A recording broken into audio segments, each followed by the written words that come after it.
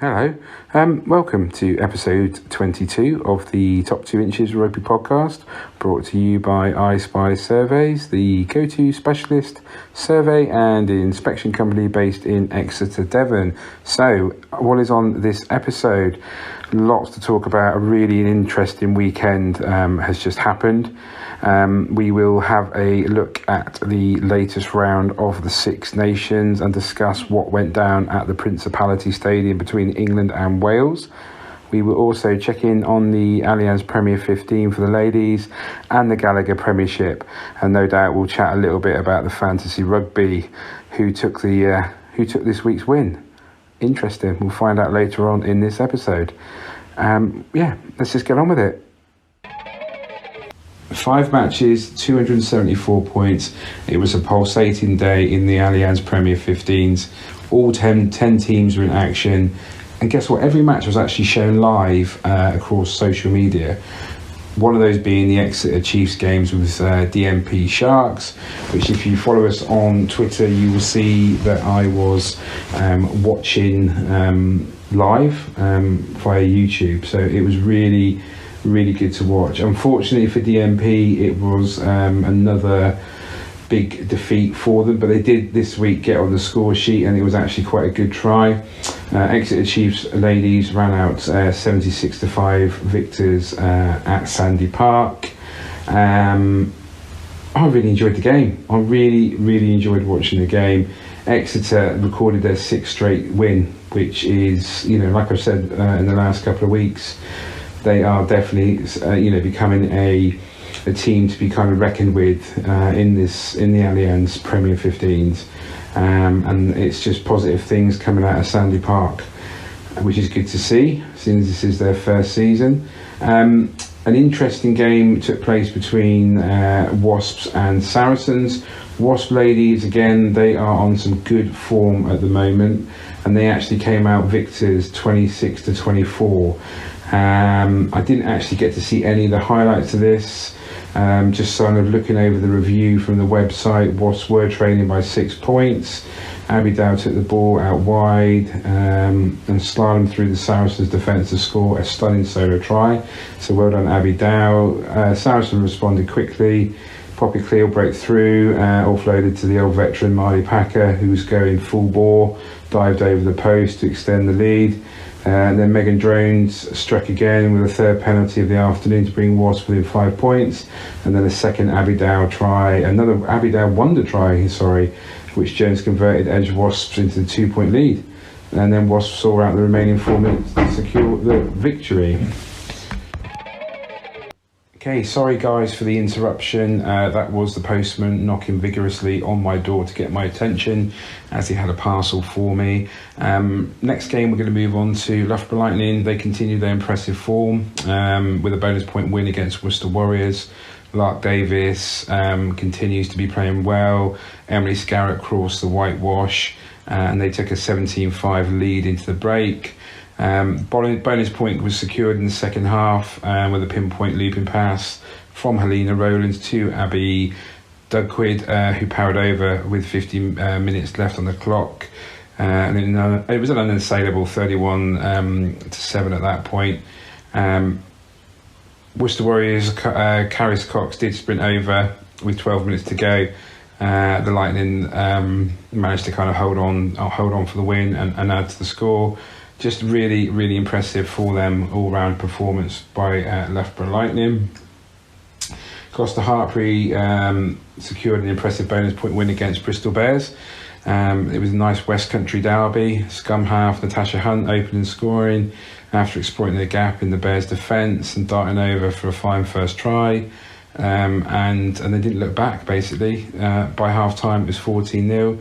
After the break, Kelly Smith, another Red Rose, crossed over for Hartpury for the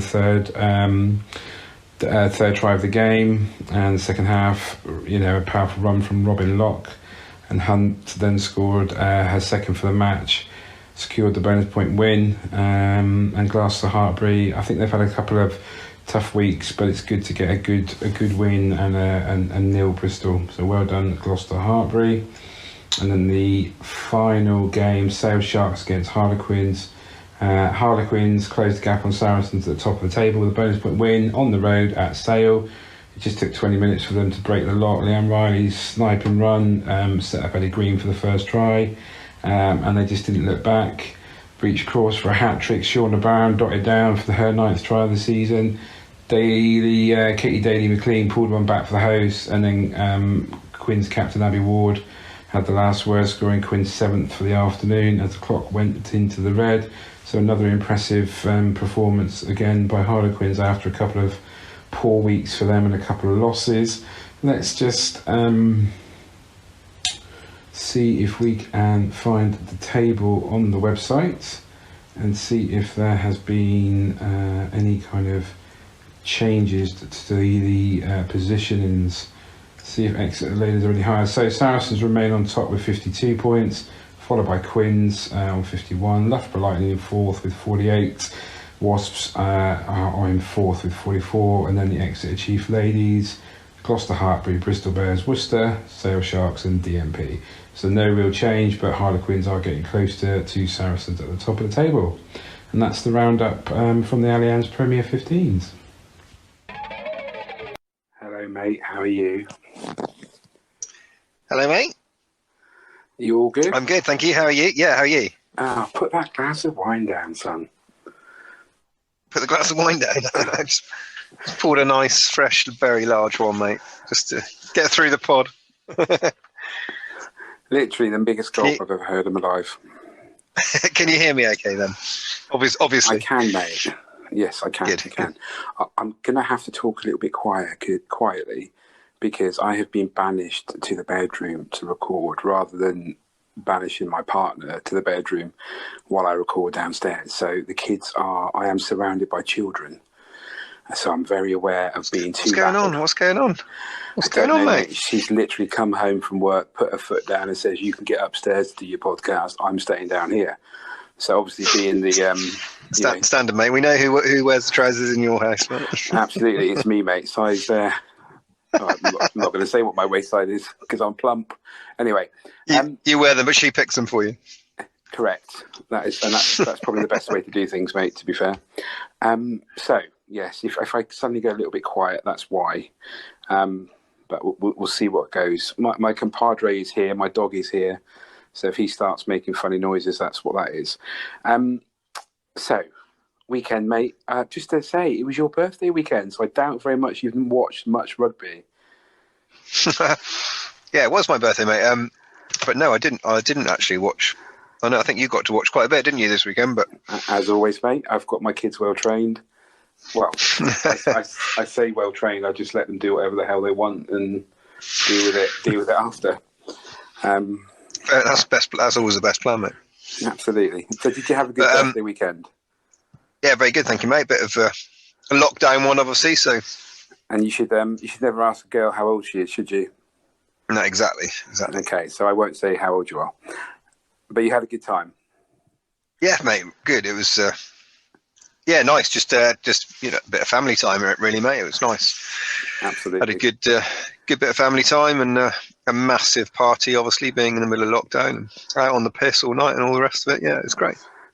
Well, mate, those. Did you not get the invite? Did you not get the invite? No, not this year, mate. I think you decided just to leave me out of it because we all know I'm a legendary drinker in my own mind, anyway. What? Yeah. In what world's that? I don't know. Well, but I'm sure. We will celebrate the next when we finally do get out on June 21st, Independence Day. Yeah, it'd be nice to grab a beer, wouldn't it, finally? Yeah, absolutely. And go watch a game of rugby, without doubt. Exactly. So, let's just start with the news, because obviously there's been a lot of news. And one important thing that I don't know why I'm laughing, I just found this really funny. So, Fabien Gaultier, obviously the France-Scotland game, was postponed because obviously the number of COVID tests that were in the French team. And they have identified that the head coach, Fabien Gaultier, was... patient zero, or whatever they call it. Patient zero. So what has come out today is the fact that he broke COVID protocols and went and watched his son play rugby. Really? So French. So the BBC, again, obviously, France head coach Fabien Galtier has been backed by his federation despite leaving the squad's bubble on the opening weekend of the Six Nations. France round 3 game against Scotland was postponed because of an outbreak of the coronavirus in the camp. So French Sports Minister Roxana Marcheneau has threatened to withdraw France from the Six Nations amid reports players went out to eat waffles while they were in Rome to play Italy in the opening game on February the 6th. But Bernard Laporte, the Federation president, what's he saying then? For him, it was right to leave from the moment and Gautier went out and was a bit of a silly boy. I didn't realise that there was the other players. I just wonder what your thoughts on that. I mean, he is obviously the head coach. It's a bit of a, not exactly the best idea, is it? No, it's typically French, though, isn't it? Without meaning to be. No, we don't want to be horrible, but it's quite a French thing to do. Let's be fair. Yeah, traditionally, I don't know whether that's the right word to say, but yeah, it is a bit of a French thing, isn't it? Set the rules, make the rules, know the rules, but don't play by the rules, isn't it? But I had heard a rumor about potentially the original outbreak coming from Gautier, but I didn't know that, so that's good. You just confirmed that via the BBC, your source of all information. Well plugged again. But thank you very much. That's another £5. It's quite surprising. At the end of the day, like all joking aside, with it being the French and everything, it isn't on, is it? It's not. Well, it's reckless, mate. Because ultimately, what the kind of knock-on effect means that if the game is due to be played at the end of was it the end of March? I would say personally, I think actually that should be changed now, because I think if it's it's a bit different between if you get basically a sort of accidental outbreak, because the virus being a virus, isn't it? But if someone's actually broken the COVID rules that are set for the Six Nations teams, then personally they shouldn't have a chance of having that game replayed. I don't think it should be just a 5-point victory to Scotland, shouldn't it? But I don't know about chucking them out of the competition altogether. That sounds a bit harsh, but I certainly think that game should be forfeited. Yeah. So I mean, what it's also saying, the knock-on effect is that the game looks like it's going to be played on the 26th of March, which is outside the international window. So that means that it's going to be down to Premiership clubs, top 14 clubs, to release these players to so that's actually after the tournament. Yeah. It's meant to end. Yeah. Oh, crikey. So that means that the likes of Finn Russell needs to be released by Stade Francais, Racing, Stuart Hogg. Yeah, they won't get that happening, surely. Well, according to the BBC, they're prepared to relax the rules. Who are the Premiership clubs are, anyway. I can't imagine top 14. Well, I don't know about the top 14, but the Premiership clubs they won't. No, I can't imagine the top 14 will at all. Because obviously they didn't let them play. They didn't let them play in the Autumn Nations, did they? No, exactly. So yeah, I mean that's the knock-on effect that it has. That it puts everything out of kilter, and it's just a little bit. Again, it's just such a look at the scrutiny that all the guys got with the Barbarians game. That's no different, and that they were massively fined and all sorts. But I just get the feeling that it might all be a little bit covered up to a degree. Yeah, well, it depends who gets involved. I think if it's just sort of left as it is, then again, without meaning to sound in any way anti-French, that can be something that's gone on in the past in various things as well, isn't it? As in covering up, sweeping things under the carpet, sort of thing, isn't it? But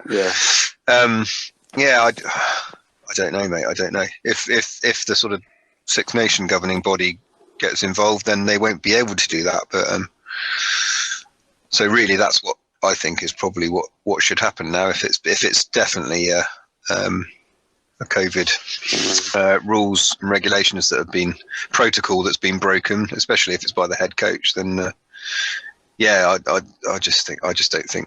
don't think they should even be talking about rescheduling the game. I think it should be that's a loss. That's a 5-point loss, isn't it? Yeah. On to the next round, isn't it? On to the next round, I'd agree with that one. So, and just the last piece of news that's kind of broken just within the hour, the female. Oh, you're right on it, aren't you? I'm always on it, mate, with this.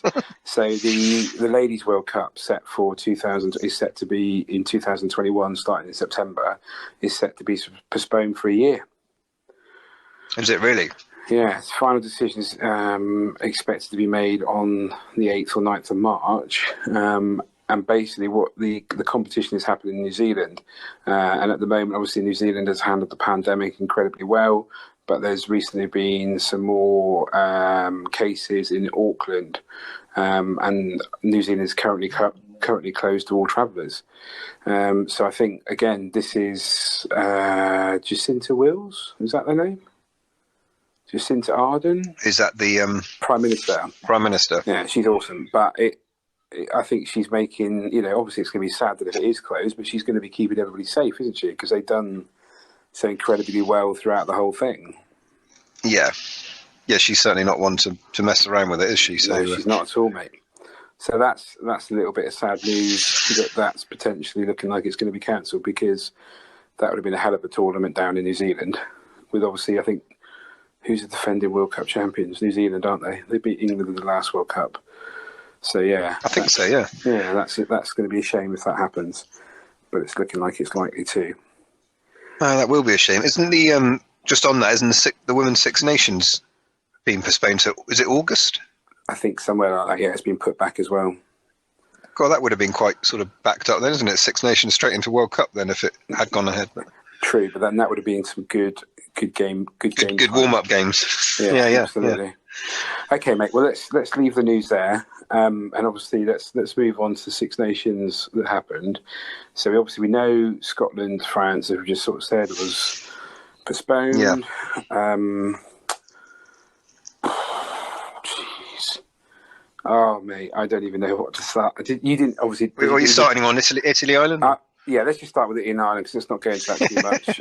Ireland played Italy in Italy, in Rome. Was it Rome? I think it was Rome. Ireland won 48-10, scored some really nice tries, lots of power, some good footwork by Ireland. And Italy didn't really have a great deal to offer, but still looked like they're improving from the highlights. I didn't watch the game. I think I was watching somebody else. I was watching some Premiership.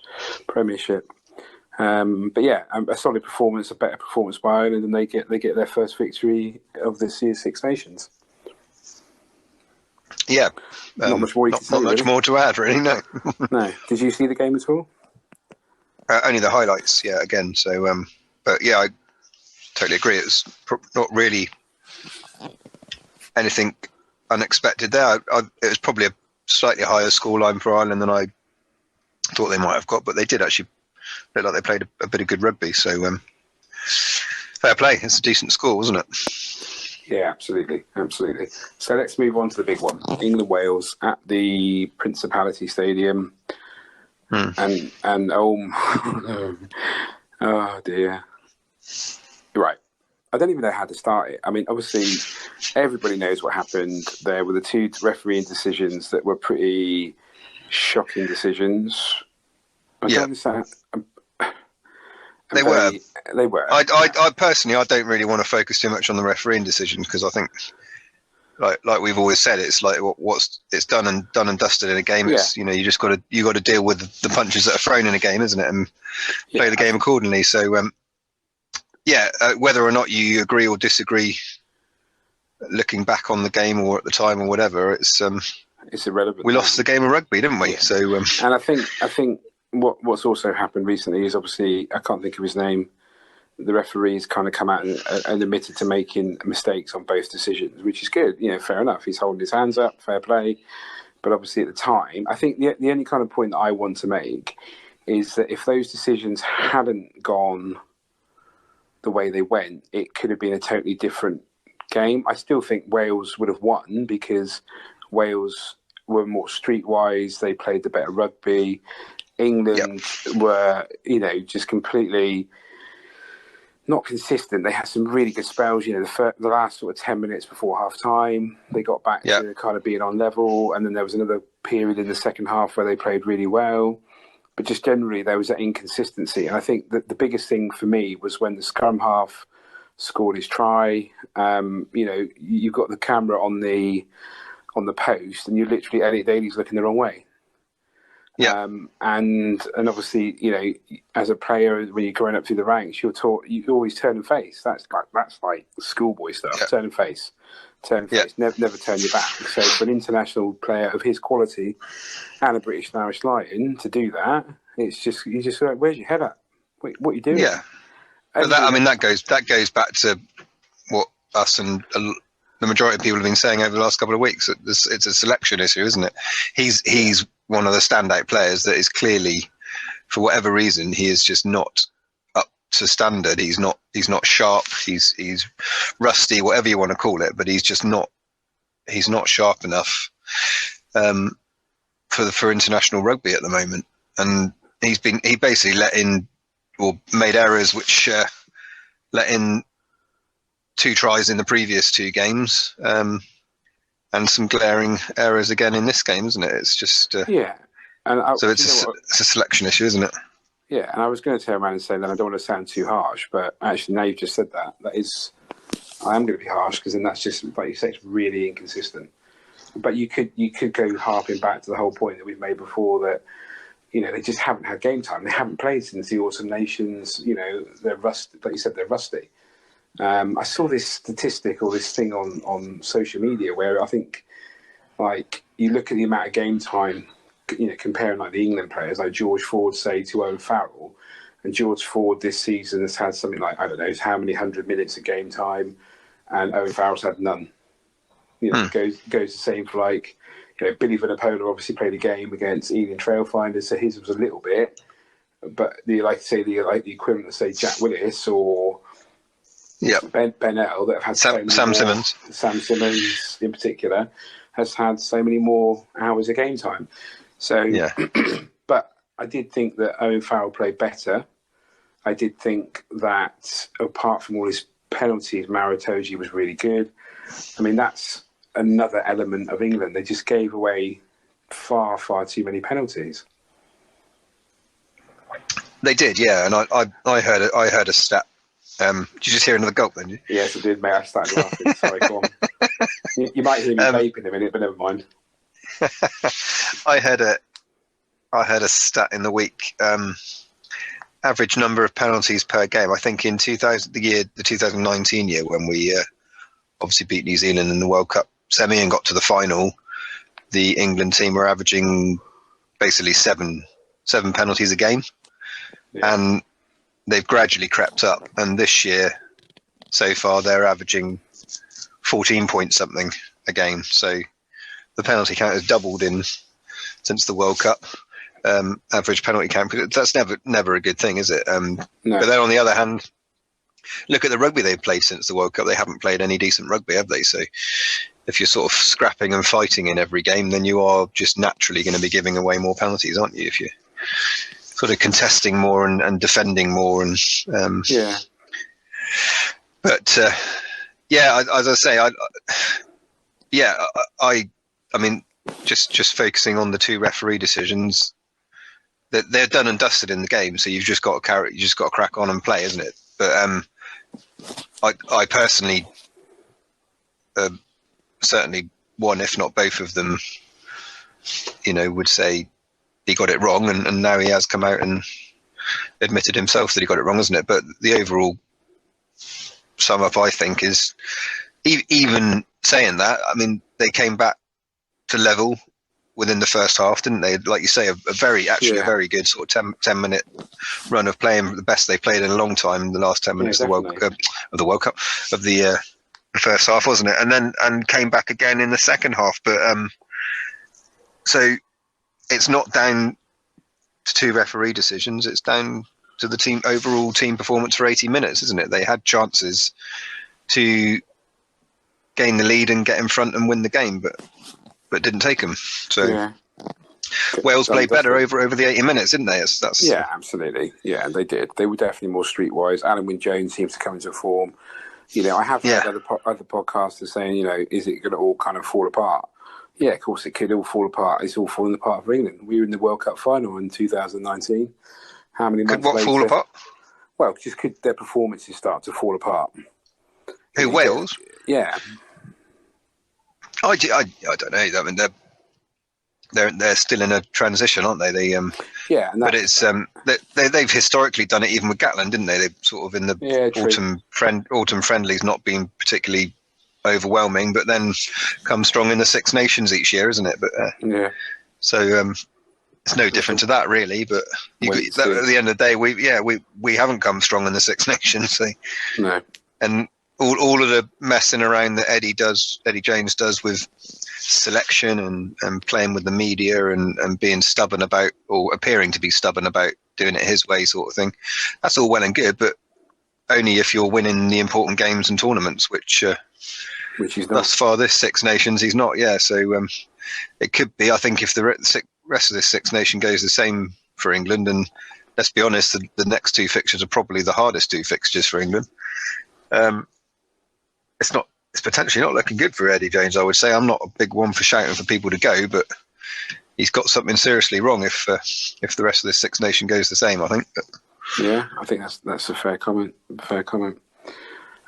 Okay, so should we park that? I mean, Yeah, I don't want to talk about that. No, that's fair enough. But what I do want to talk about is social media. Now, I know you're quite anti-social media. You're not on certain platforms like Twitter and things like that, even though we've obviously got the podcast. There's been a large amount of, vile kind of things about Sonia McLaughlin, the interviewer for the BBC, the comments around her kind of questioning to Owen Farrell, to Alan Wynne-Jones, and then to Eddie and to Wayne Pivac. And she put a tweet out after the game saying, I can't, I'll paraphrase, sat in my car crying because of the abuse that I've received, something along those lines.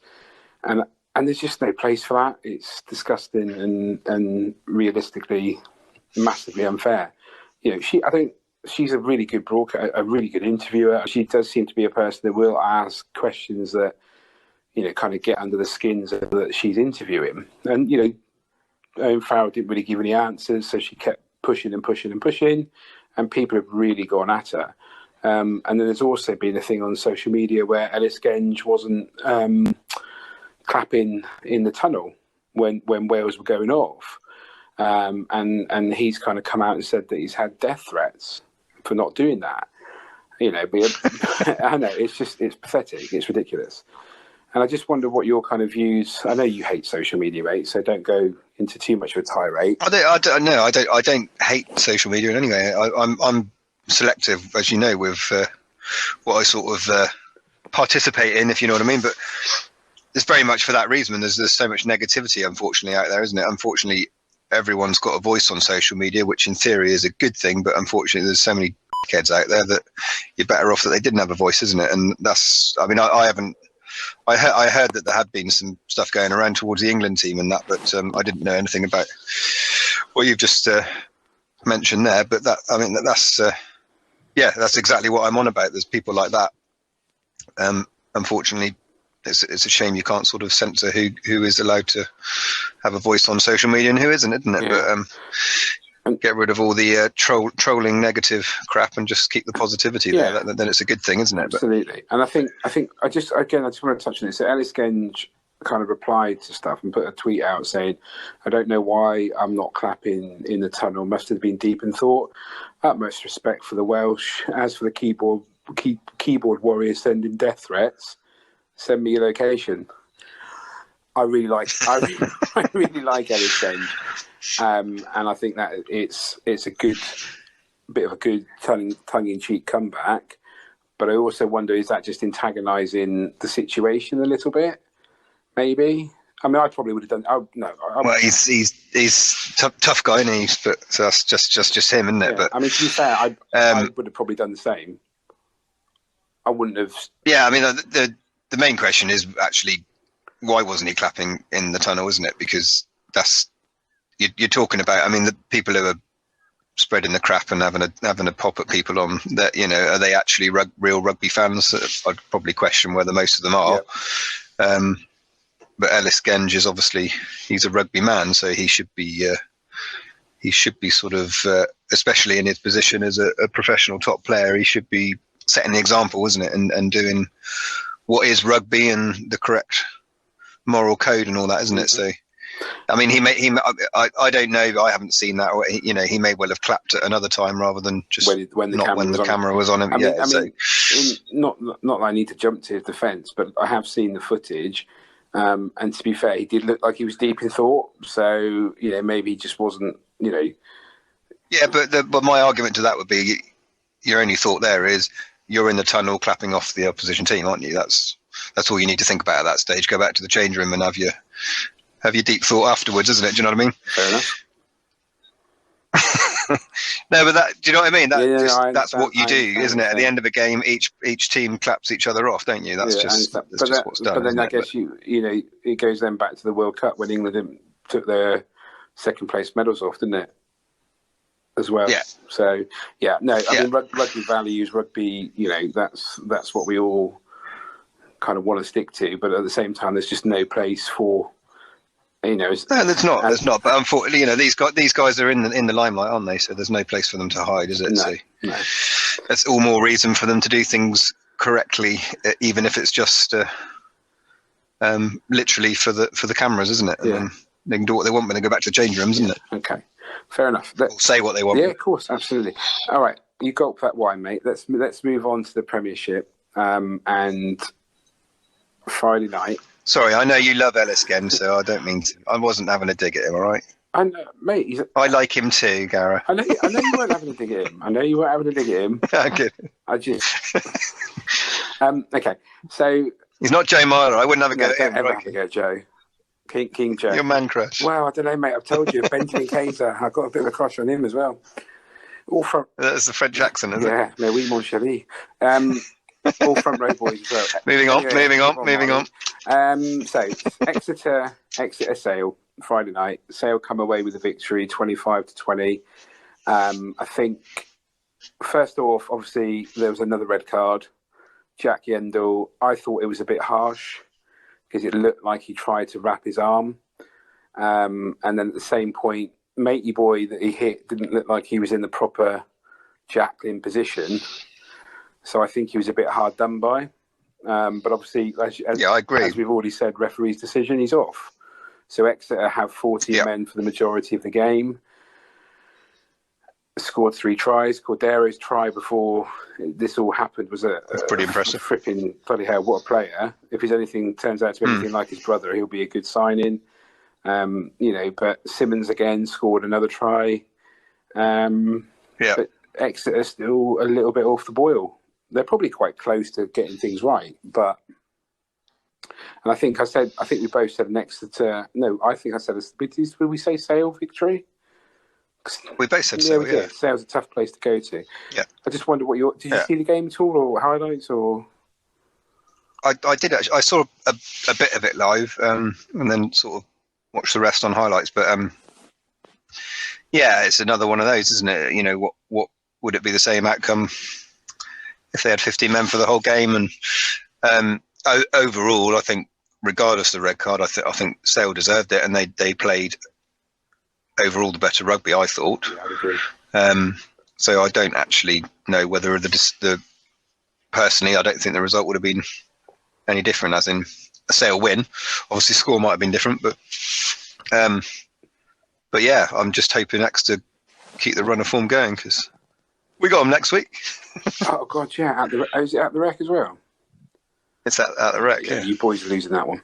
Anyway, we'll come back to that. Oh, we've done it again. We'll come back to that one.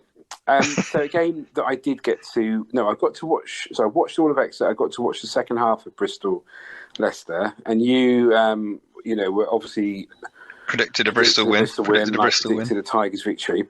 I thought Tigers, although they obviously lost, and I appreciate that, and I think I text you saying this, that you know, although they're losing, they were playing really well.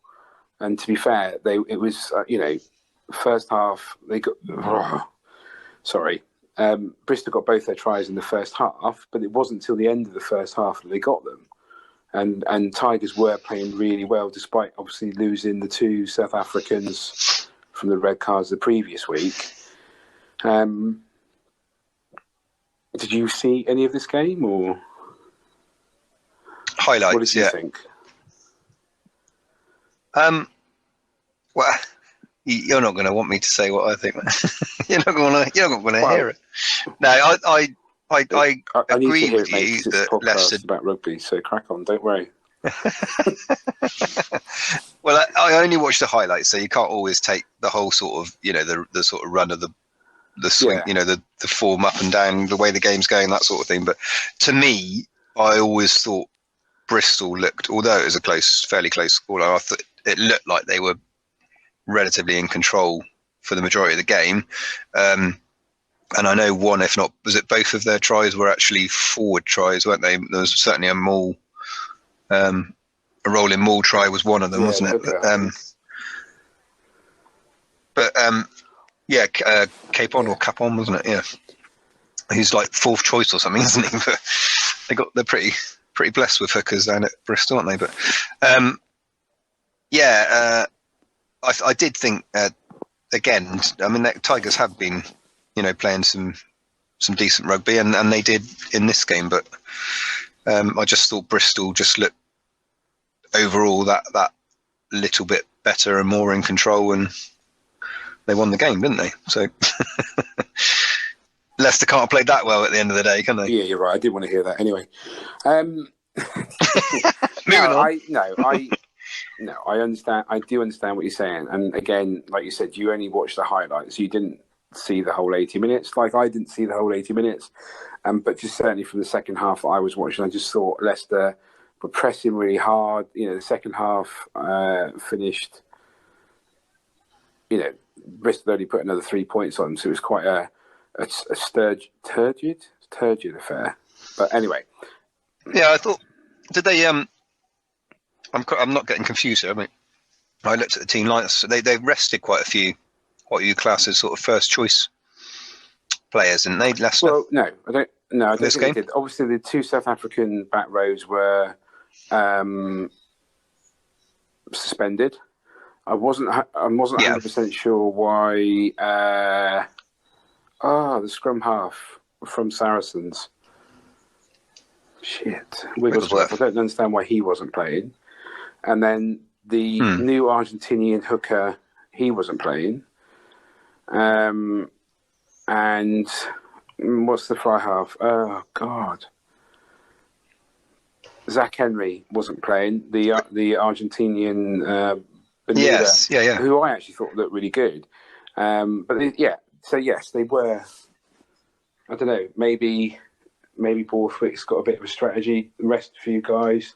You obviously have to rest a few guys. You can't just play them week in, week out. We're on a 10-game run, aren't we? Of Premiership games. So maybe he's just thought next week's game we'll target that one, and that's what kind of. Was it Saracens used to do that? They used to target games in advance. Yeah, they had a bit of a stronger, deeper squad, though, didn't they, than Tigers, to be fair? All right, okay. No, I'm joking, mate. No, no. That's just fact, isn't it? Definitely. So, yeah, I don't know. I just, I mean, like you say, you don't know with sort of coaches, directors of rugby, whether they, like you say, target specific games, and other games they sort of look to rest people and think, well, you know, if we get something out of that, it's a bonus sort of thing. But I just would have thought with, you know, if you're going to Bristol when they're basically, Tigers are like you say, are generally playing some fairly decent rugby the last few games, and Bristol are missing several sort of key players, aren't they? So you would think, well, if you're ever going to go to Ashton Gate and potentially snatch a win, then now's your time, isn't it? But so put your full strength out. But it is what it is. if it was a gamble, it hasn't paid off, unfortunately. No, I agree. Okay, so let's move on then. Oh, this game, Harlequins at Newcastle. I think we both said a Harlequins win. Yeah, we did. So we were wrong on that one. But what a game! It was bloody fantastic. I got to watch this one. I was just so really wanted to spend watch a whole Harlequins game. And Newcastle were brilliant. To be fair, I just scored some really good tries in the first half. Obviously, they were winning 14-7 at half time. The game ended 25-22 to Newcastle. Again, Harlequins rested a few players. So Don Brandt was on the bench. Danny Kerr was on the bench. Liner was on the bench. But they nearly took it. But credit where it's due to Newcastle. Obviously, not played for quite a few weeks now. A couple of games they've missed.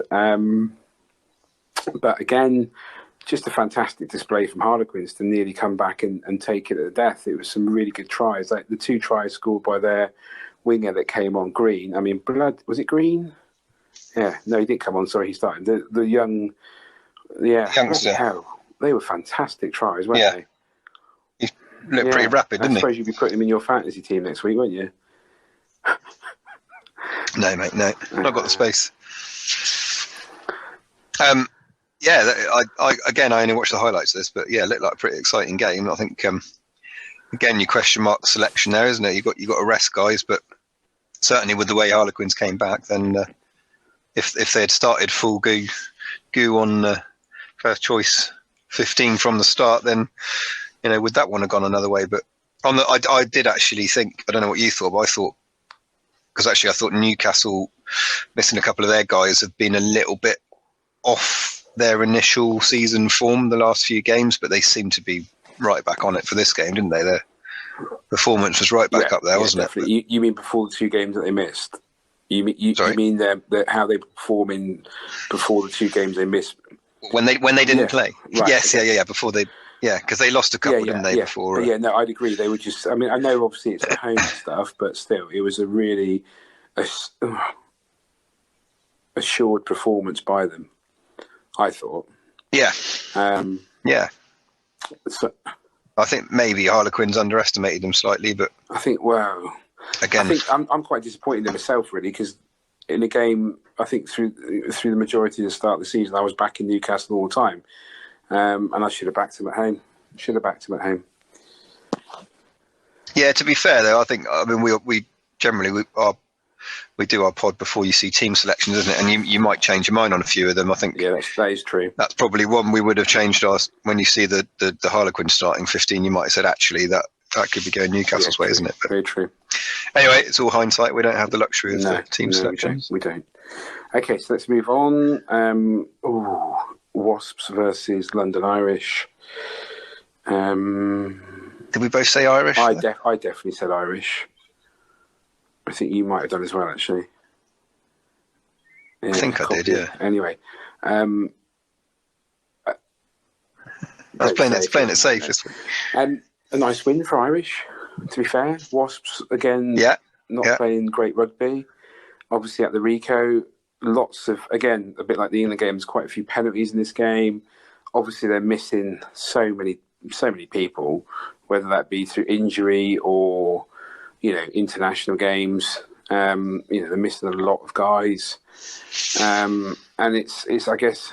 I'll tell you what, just on that, the missing, I bet this, the current sort of England bubble for the Six Nations, keeping the whole squad, that's got to really annoy the likes of Wasps in particular, isn't it? But most of the clubs, I think, because you've got the likes of Adogwu, isn't it, who got selected, and he's not even going to get a minute of rugby, isn't he? That's what the old coach Lee Brackett was saying, isn't it? He's been away for how long in that bubble, and literally hasn't played a game. Sat on the bench. Hasn't even sat on the bench. Yeah, come on, which is just crazy. Yeah, so that he could be, helping Wasps actually get some results or turn some results around or whatever, isn't it? The last few weeks. Yeah, so it's a bit of a weird one. There's several other guys in that England squad who are the same, who haven't featured at all, isn't it? So it's just, but it is what it is. I suppose they've all signed up and agreed to it, haven't they? But it's just You'd actually think from Eddie Jones that'd be more of a reason to actually get guys involved, isn't it? Because at least you're justifying the decision to do that and keep the guys there, isn't it? And just my last point on Wasps. So you've got Jimmy Gopperth on the bench, doesn't come on to the 73rd minute in a close game. I'd have thought Jimmy Gopperth, with all his experience, and he, for his age, he plays some bloody lovely rugby. Why is he not starting? I'm not taking anything away from the Borges, but do you know what I mean? When your squad's depleted like it was, you would have thought they would have had somebody with his experience in there, controlling the game, controlling the pattern, working the pattern, playing what's in front of them. Just wonder what your thoughts very quickly was on that.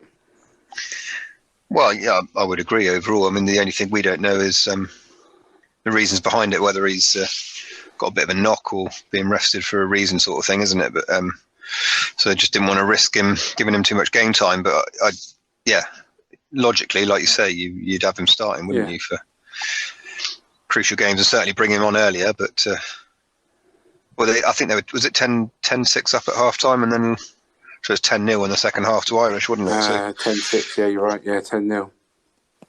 Yeah, interesting. So especially if you're not scoring any points in the second half, bring your key guy on, isn't it? Yeah. But well, Wasps certainly have some work to do. Yeah, I think they're going to be certainly struggling for top 4 this season, but hopefully still in top 6 contention. We're halfway, aren't we? Exactly halfway now. So the next game, Worcester. Yes, Gloucester finally picked up their win. I think we backed them for that, didn't we? So that was good. Yeah, we did. Interesting one again. 3 yellow cards for Gloucester. They still come out on top. It was half time 5-7. Yep. That Nick David for Worcester scored a fantastic try. Yeah, that was pretty hot, wasn't it? It's again, isn't it? I think it's Gloucester, gritty Gloucester, nuggety Gloucester, Worcester, making scoring opportunities but not finishing them off. And obviously, if there was still relegation, this would have been a basement battle. Kind of pretty crucial game. So, Gloucester would have come out on top. Are they? Does that mean they're higher than Worcester? Let's just have a look. No, they're not. They're joint with Worcester, but I think they might be lower because Worcester got bonus points, maybe. I don't know. So, yeah, I mean, fair play to Gloucester. Nice to get the monkey off your back and get the second win of the season. But, really interesting, nuggety kind of game from them. And, yeah. Yeah, I actually thought it was pretty decent rugby in spells by both teams. I thought Worcester looked pretty... Well, they are a good side, aren't they? But they played some bloody good rugby, and they had Gloucester on the back heels quite a lot. Yeah. So I think it could quite easily have gone either way, that game. But Gloucester it's nice. It's just nice to see them get a win, isn't it? Because they've had a pretty torrid season so far. I think it's probably good for Skivington as well, isn't it? It just kind of gives you that kind of feeling that you're moving in the right direction, as it were. So. Yeah, and we come so close to winning games and just not quite getting it over and over. I know how that feels. No, you didn't get the joke. No, don't worry. Moving on. The joke. I'll come back to it in a minute. So yeah, Sunday game. You don't come close, though. Is that what you're saying? No. Yeah, I don't know. Anyway, so Sunday game, Northampton Bath, and I got to watch this one. And when Northampton were kind of just tries in the first half, in the first few minutes, I thought, oh, poor old Bath, here we go again. But a spirited display, I have to say, led by Zach Mercer with his 2 tries. Obviously, Priestland kicking his goals and what is it, the most consecutive penalties, conversions, etc. in a row at like 30-something. Yep. Fair play to Bath, mate. They came back. Credit where it's due. I think I texted you saying that, although you obviously got abusive towards me. I did say, I think you said, have that one, you or something along those lines, wasn't it? I don't, that doesn't sound like me. I think it does. No, credit where it's due, mate. They played some good rugby. They really did, I thought. It's just, but yeah, that's just a fantastic result, isn't it? That just with everything that's gone on so far this season, to looking at that one, I obviously back Bath, but you're thinking, Christ, that's a tough one, because Northampton have been in some seriously good form the last few weeks, haven't they? And picked up some cracking wins. Win. Exactly. Yeah, exactly. Place to go. And they're probably one of the sides that's least affected by both internationals and injuries at the moment. They're sort of as full strength as you can be, barring a few, isn't it? But Dan Big, and that's it. And Courtney Laws and Mitchell, the scrum half, isn't it? But the young lad that played, I forget his name for saying, he played bloody well, didn't he? Yeah, I totally agree. When the first 2-3 tries went in literally within like the first 30-35 minutes, it's just looking like, oh my God, just switch it off again. It's embarrassing, but just a fantastic, like you say, spirited. It was a great, and that's really good to see that there is a bit of heart there, isn't it? A bit of fight, and the boys really playing for each other and for the club and for the fans, isn't it? As the fans that aren't there, but yeah, a hell of a comeback, mate. So pretty chuffed with that win. I thought Schumann looked quite good at 15, a kind of a second playmaker on the field with Priestland. I thought they worked quite well together. Shame that old Bayliss. Yeah, it's tough on that, isn't it? Because everyone calling for Schumann to get him in at 10 straight away, but actually Priestland's playing not just with his kicking, but he's actually playing some of the best rugby he's played in probably in his time at Bath and for several years for himself, isn't it? He's on really good form, isn't he? Definitely. So you can't really drop him in the form he's in, I don't think. But I thought he played really well. And like you say, Zach Mercer, it's lovely to see. He's obviously already agreed to be leaving, and he's putting 110% in for the club still, isn't he? Which is great. Fair play to the lad. It was really good performance, and I think obviously I tipped Northampton. And fair play, tipping your boys. They have a tendency to do that, don't they? Yeah. But that, like I said on the previous one, they went away and beat Sale 2 games ago, and then Gloucester at home. And I said that's that's sort of traditionally likely of our guys, as you go away and have a cracking win against one of the top sides, and then you lose your local derby to one who are currently a lower side, isn't it, at home? But fortunately, they just scraped that one as well. So 3 wins on the trot, mate. Can't complain with that. Absolutely. But you're still lower than Leicester in the table. So hey ho, never mind. Equal, mate. We are literally exactly equal. Played 11, won 5, lost 6, 24 points each. So all right, fair enough. I'll give you that one. How Wasps are ahead of us both, I don't know. Okay, so let's just kind of start to wrap things up a bit with obviously the Fantasy League, and I can't gloat too much because I did only do it by 4 points, 6 points. 2, was it 2 or 4? Yeah, it wasn't many, mate. But a win's a win. A win's a win. No, it was literally 2 points come the end. Yeah. So you are still a good, probably 300 points ahead of me. I think. I'm just having a look. You're on 4758 and I'm on 4374. My maths can't go that quick. You still hear me? I can. You still hear me? I can hear you, don't worry. Well, it goes closer to 400, isn't it, in front? But yeah, you were 2 points. You got a 2 point win over me this week. 2 rounds to me and 11 to you. No, hang on. 9 to you. 9. Yeah. See, my math isn't very good. But it's not, is it, mate? It's late though, isn't it? It's late. It's way past your bedtime. Way past my bedtime, mate.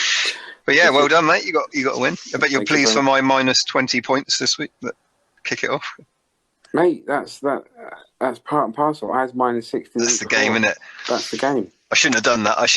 Either. I didn't need to do that one. I just thought, I'm so far in front. Why not? If you hadn't have done it, you'd have won by 18 points, wouldn't you? I would have won by, exactly, yeah. Anyway, lessons learned. But there we go. Learned.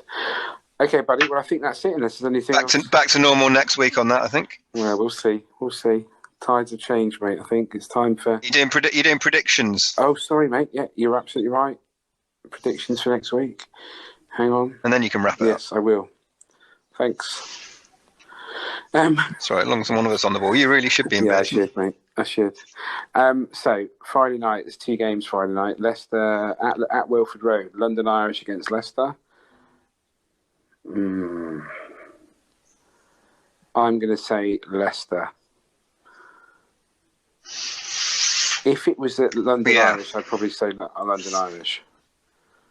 No, I wouldn't. I'd always say Leicester, but it'll be tough. It'll be a tough game. Yeah, I think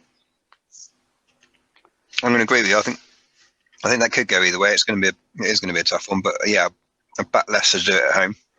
Hopefully, they'll probably change a few on the selections. Yeah, bring a few more back in from last week, isn't it? Wrigglesworth and etc. Although I did think that Van Porbait, he played really well. Just as a side note, against Bristol. He looked decent. Cracking potential, isn't it? But you can't, especially at 9. There's no sort of substitute for experience, is there? No. Okay, so we're both going for a Tigers win. Yeah. Okay, and the second game is Sale, Newcastle away at Sale. I'm going Sale. I'm going Newcastle. Ooh. Yeah. He's back on to backing Newcastle. I am. Saturday, Bath Exeter at the Rec. Bath, obviously. 5 points. I'm going to say Bath. Really? Genuinely, yeah. I'm not going to say Bath 5 points. That's ridiculous. But I'm going to say Bath narrow win. I don't think Exeter are playing well. I really don't. And they'll be on their third choice hooker because Yendel will be banned. Oh, hang on. I suppose Gray and the Scottish boys might be back, mightn't they? Yeah, they will actually, won't they? Hoggy and Johnny Gray. Yeah, I'm still going to say Bath. Bath get Falatau back, and Bayliss is injured, isn't he? You've probably seen that. Bath will absolutely get humped. Yeah. It's tough. I think it's going to be close, and could be actually a really good game, a real good contest, massive battle in the forwards and all that. But I'm obviously going to back Bath. Yeah, and I'm going to Bath win. I'm going to back Bath win, but not with the 5 points. This is crazy. Yeah, it won't be 5 points, but I'll take literally a 1 point win. Okay, the next game, Gloucester at Wasps. Ooh. I'm going to go Gloucester on that, mate. Yeah, I'm going Gloucester on that. I don't think Wasps are playing well at all. No, and Gloucester will be buoyed by that win last week, won't they? I'm going Gloucester as well. Yeah. Final game on the Saturday, then Bristol versus Worcester. Bristol could be close, could be quite close, but yeah, I'm gonna back Bristol. Yeah, I agree. I think they'll just have a little bit too much power and finesse for Worcester. Although Worcester do play good rugby, and they are at home. No. Yeah, Bristol will probably have Sheedy back, and no, I'm going to go Bristol. I thought he again changed the tempo of the game for Wales when he came on. I thought he had an outstanding game off the bench again. Yeah, he's a good player, really good player. He's useful, isn't he? Yeah. Be interesting to see if he goes back to Wales. Why is there rumours of that? Well, no, because he won't have enough caps, will he? When his contract runs out, he'll have to go, won't he? Yeah, you're right. Yeah. Or stay and fight it. Wales change the rulings or whatever. So we're going to go Bristol. Let's be fair. Half of their side would do that. Create a sort of from the Prem, aren't they? All developed in the Premiership. Absolutely. Anyway, that's a different topic altogether, isn't it? So Bristol. Sunday's game: Harlequins, Northampton at Quins. Yeah, assuming they go back to full strength starting lineup, then yeah, I would say Quins as well. Yeah, full strength lineup at the Stoop. Northampton have got a loss. Obviously, Quins have got a loss. Quins, definitely. Yeah, I think that's just sort of morale wise. Saints' loss is going to sting more than Quinn's, isn't it? Because A, they were at home, and B, Quinn's were. What? Nothing. They were playing Bath. Well, they were playing one of the lower sides at the time, weren't they? But Quinn's were away, and didn't bring on their key guys until well into the second half, did they? So that's like just morale wise, Quinn should have the upper hand. I would have thought. I would have thought so too. Yeah, no, I'd agree. Quinn's for the win. Cool. All right then. Done. Wrap it up. Lovely. Well, thanks a lot, mate. For get to bed. Get to bed. I will do. Don't forget, I'm already here. It's probably why I'm feeling tired. All right, mate. Well, listen. Thanks again for dropping in and sharing your rugby knowledge and wisdom. Thank you, mate. Thank you for yours. It's always enlightening. Absolutely. And we'll see you again next week. All right, mate. Thanks, buddy. Night. Have a good sleep. Mate. You too. Take care, buddy. I'll see you soon. Enjoy the rest of that wine and chocolate. Cheers, mate. So that was episode 22 of the Top 2 Inches Rugby podcast. Thank you for listening, downloading, and continuing to support the show. Also, a big thank you to I Spy Surveys for once again sponsoring this episode of the podcast. As ever, we are on all kind of platforms such as Apple Podcast, Spotify, YouTube, and Anchor. We're also on Twitter at Top 2 Inches RP. So go along there, follow us on there, ask questions. Just get involved. Get involved with the podcast. We're here. We want to get more followers. We want people to be listening, giving up their opinions and viewpoints, what we can do better, what we do well already, all those kind of good things. So, yeah, thanks again for listening, and we will catch you next week.